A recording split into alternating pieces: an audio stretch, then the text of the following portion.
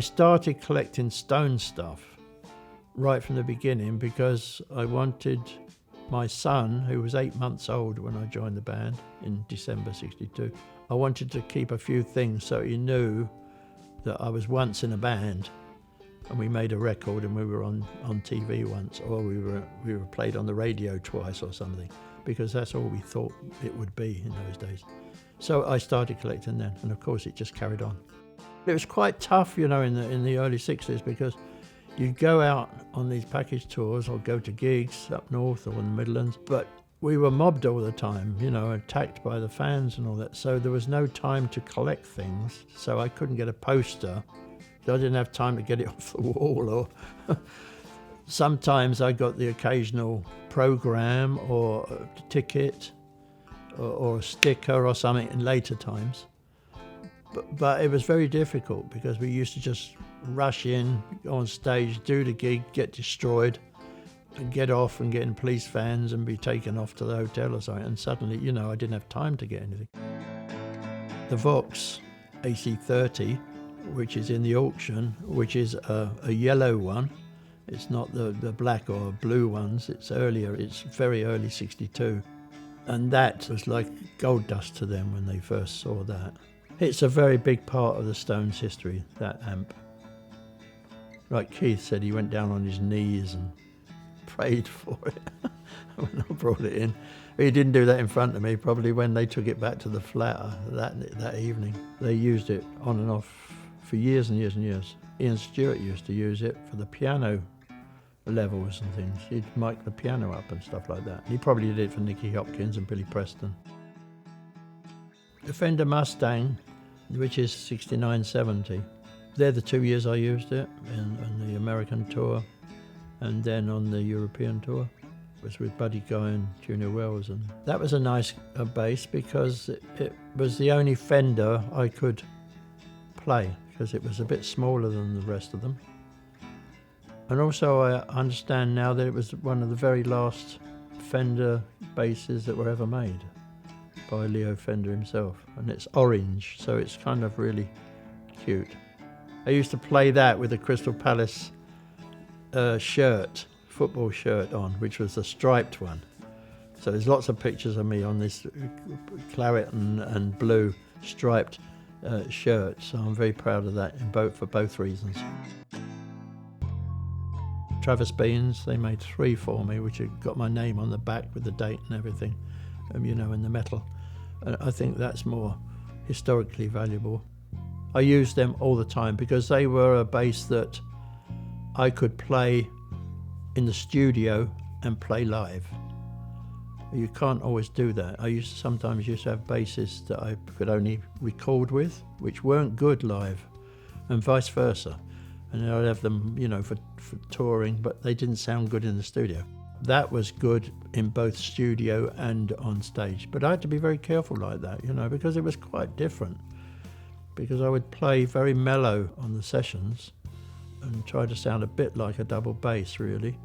Whereas on stage, I had to play really hard, otherwise I wouldn't be heard with Keith and Ronnie, or Keith and Mick Taylor, or Keith and Brian. You know, they used to play at such volumes that I had to be in there as well, you know, otherwise I'd be not heard at all. I played STEINBERGERs, and that was a new version of the STEINBERGER. It looked like a gun, really. I wasn't sure about it, but a few bass players said, you know, it's got a really good sound, you should go for it. The guy from the Stranglers had it. Jean-Jacques Bonnell, who was a friend of mine. He had one, and there was a few other people. So I tried it, and I got a really good sound live with it. But once again, it wasn't good for a studio. And so it wasn't my favourite, and Keith hated it. I mean, he just likes normal things. He just didn't think it was right. Get a Fender, you know. He never regarded my little hands couldn't manage a Fender. I always wanted something from Brian, you know, because me and Brian used to be very close because we shared rooms in the early days. When Mick and Keith shared, Charlie and Andrew Oldham shared, and me and Brian shared. And it was always me and Brian that went out to the clubs while the others stayed in the hotels. playing with the local bands and all that. We'd do those sort of things. And so he gave me that in, I think it was in the early '69, probably about 3 or 4 months before he died. I got that, and I treasure that because it's a beautiful guitar. There's my silver boots, which stand in history. They probably helped to save me at one time in '75 when we were in St. Paul, Minnesota, and I was running off the stage as the last person, and there was a balcony above us, and there was a curtain underneath the balcony, between the balcony and the stage, and we were all running and just throwing our arms up and just touching the outstretched arms of the people on the balcony. And I was the last one, and I was doing it, and I jumped up because I'm a bit shorter than the rest of them. I jumped up and I came down and landed on a very thick power cables for the amps, and it threw me sideways, and I went and to stop myself against the wall behind the curtain, and there was no wall. I went straight through, fell 6 feet down with my bass, and luckily I didn't damage it, but I cut my head open. I broke a knuckle here. My hand was like a balloon. All my arm here was all the muscles here. They were pulled. I was knocked out. And then they were all getting in the cars and leaving, and Astrid, my girlfriend at the time, said, "Where's Bill?" And everybody looked around, and then someone ran back. The security ran back, and they saw my little silver boots poking out from the curtain, and I was just laying there knocked out. I used that a lot. I used to use it at home, doing songs and all that, and I also used it on my videos when I did White Lightning and all those things. It was a really nice guitar, that. And then when the auctioneer people checked it just a few months ago, they saw on the original case, very faintly, the original name of the Allman Brothers band. Before they were the Allman Brothers, there was another name. It's on there. He said, "Wait a minute, look, this is," I said, "I can hardly see it." He said, "Well, I can see it because I know what I'm looking at." He says, "And I'll tell you what, I've got another idea." So he opened the case and we took the guitar out, this beautiful guitar, which I never wanted to sell.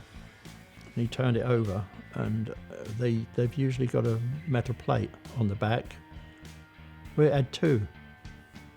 And he says, "I'm sure this is the Allman Brothers."